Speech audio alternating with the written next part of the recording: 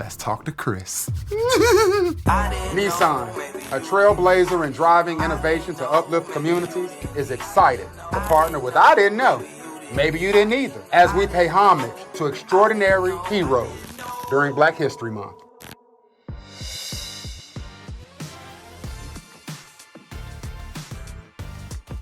I'm excited about this, man. This guy, he's in New Orleans. You would think that with all the accolades and stuff, he's a black guy.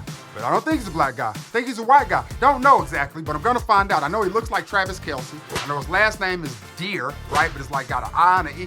Very extravagant guy that wrote books, all kinds of stuff. Chris, are you here? Hey. Chris Dier, what's happening, my guy? Not much. Super stoked to chat with you today. So I appreciate you having me on. No, seriously, Chris, I sincerely appreciate you being on. Just the accolades I saw as you being a teacher, the many places and spaces you've been featured on, the book that you've written. First of all, thank you for gracing the podcast. I really, really appreciate you taking time for hollering at me. I mean that. It is such an honor. I love having these conversations and chatting history. So, accolades are one thing for sure, but this is really what it's all about. It's just having these conversations and diving into all of these discussions. So thank you for having me. No, for sure. So let the people know, Chris Dier, where you're from, and let's talk about a couple of those accolades. What are some of the ones that you're the most excited or most happy about, or the ones that you brag about during the holidays? I love that question. Yeah, so I'm from New Orleans. I teach in New Orleans. I teach at Benjamin Franklin High School. I was voted Teacher of the Year at my former school. I was selected Teacher of the State in Louisiana in 2020. And then I was a National Teacher of the Year finalist. And I received the Civil Rights Award from the National Education Association for the history that I put forward. And yeah, those are the accolades I'm probably most proud of. Those are super, super awesome. And just on behalf of all parents, I appreciate what you do in the school system. With things like critical race theory, dun, dun, dun, are you fearful teaching this type of history, or do you have to get that passed as a curriculum? How does that even work? How are you able to give such rich history to that degree and still keep your job?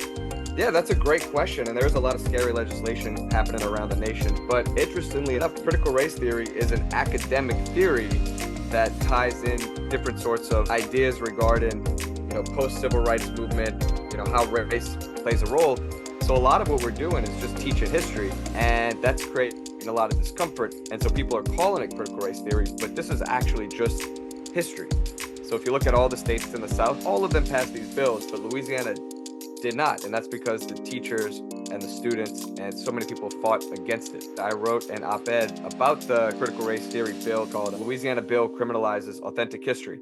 We used all sorts of digital platforms to speak out against it, from TikTok to writing op-eds, emailing legislators, contacting the local media.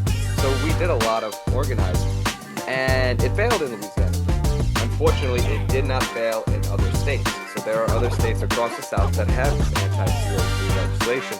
With this legislation, what's the most difficult thing about trying to combat it? There are people who are pushing narratives that teachers are out there trying to make, white students feel guilty, or trying to say the most awful things about the United States.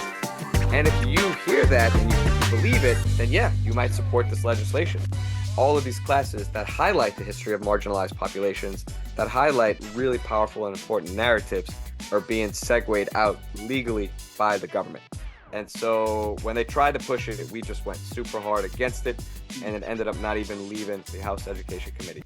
Man, I think that's awesome. Hats off to y'all down in Louisiana for just putting those numbers together. Seriously, man, because so many times it's just the numbers and just staying aggressive with what your goals are. And for Louisiana to stay, to have the stick-to-itiveness with that, I think that's dope. When you're talking about anti-CRT, what exactly are people afraid of? It's a great question. So my personal take is that people are afraid that if society gets super educated on certain types of history, that is going to change how people view the present and the future.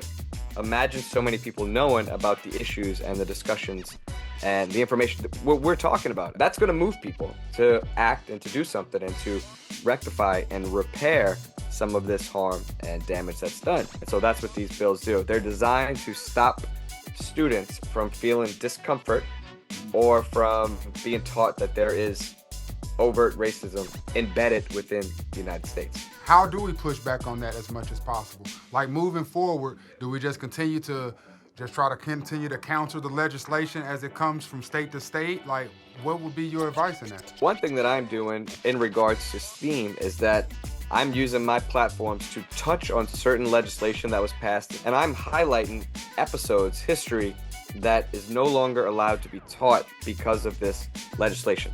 So what I'm doing is I'm showing, here's this legislation in Texas, this quote-unquote anti-CRT bill, and here's a massacre that happened that students are no longer allowed to learn because of this legislation. And so what some of us are doing is we're pushing this history out to the masses that has been, for all intent and purposes, banned in schools. You can't bury this history with STEAM. You cannot do it. STEAM is the way forward to push this history. So they can take all the history out of the curriculum that they want, but Gen Z is going to find it regardless, and we just have to give them those opportunities. You wrote a book about a massacre that happened right there where you were. Could you just speak on that for a second? Absolutely. A little bit about the origins of that book. I was teaching Louisiana history to some middle school kids at a school called St. Bernard Middle, and what I was trying to do was bring in local history to the students to get them more engaged. The more we connect students to their own history, the higher the engagement is. Right. And I was reading a book about the Reconstruction era, and then I saw a little footnote that said there were disturbances in St. Bernard Parish, that's where I was teaching, that's where I'm originally from, in 1868. And I was like, I've never heard of any disturbances. And I grew up in that community my entire life. I am the son of a history teacher. I have a degree in history. I've never heard of this. And so that one little footnote sparked this interest and pushed me to investigate further. What I ended up unraveling was that there was a full-scale massacre that occurred in 1868 during the Reconstruction era after the Civil War. And if the numbers are accurate, some of the estimates, it was one of the deadliest massacres in U.S. history. And it just so happens that a lot of the history in the United States that's been buried is Black history, Jewish history, working class history. And my goal is to take that history that's been pushed to the margins and bring that to the forefront, because that legacy and those stories and those narratives deserve to be told. With the podcast I didn't know, maybe you didn't either. That is definitely the goal, to get it as a curriculum. And in season 3, I teamed up with Nissan, and we've actually put a focus on STEAM programs, the science, technology, engineering, the arts, and the math. And I know you also dabble with that as well down there in Louisiana. As a history teacher, as someone who's clearly done a deep dive in history, how do you connect the dots of STEAM with what you do? In terms of STEAM, yeah, so it got really interesting. I started teaching digitally during COVID, and this app, TikTok, came out, and my students kept talking about it, and they kept bringing it up, and I was always like, I'm not too sure about this app, but they were bringing history into the classroom, some of it complete bogus, some of it, I was like, how in the world did you learn about this? And like, oh, TikTok. And I remember them saying, you should create a TikTok. And at first I was like, you're not going to catch me on this clock app. I'm not going to, but then they kept bringing it up. Yeah, I was such like an old millennial, not knowing what the hell the Gen Z kids were talking about. And then I went to it and I saw that there were history teachers who were putting out information. So in 2021, I made one TikTok about a coup that happened here in Louisiana that was reminiscent of people storming the Capitol January 6th. And all of a sudden, it got like hundreds of thousands of views. And I was like, wow, this is actually a resource, if used in the right way, to the front. We always say as teachers, we got to meet students where they are. That's where they are. They're getting their information there. I love that. The technology of it all, and then the artistry of it all, just the way you deliver it. The reality is, being a white guy talking about Black history automatically makes people inquisitive. But then when it's coming from a space of sincerity and vulnerability and also education at the same time, I just think there's strength in there and people can gravitate towards that. What better way to do it than the app that literally millions of people are on? I can only go so far in my own classroom, but with TikTok and Instagram, it's almost endless. So what's the future for you like as far as goals are concerned? Of course, you got to win the National Teacher of the Year, because I saw you were running. You got to win that. We're going to speak that. Shabado. We're going to speak that into your life right there. But what else? What are some other goals that you have for yourself, man? So I'm currently getting my PhD and I'm just starting my dissertation. And it is wild that you picked on some of the things that I'm writing about. And one of the things I'm writing about is a study on how this anti-CRT legislation impacts personal teachers across the U.S. South. But at the end of the day, my goal is to continue teaching. I have no desire to leave the classroom. I have no desire to try to do something else. I am a teacher through and through. And then I want to just write. I just want to write more books about history, about teaching.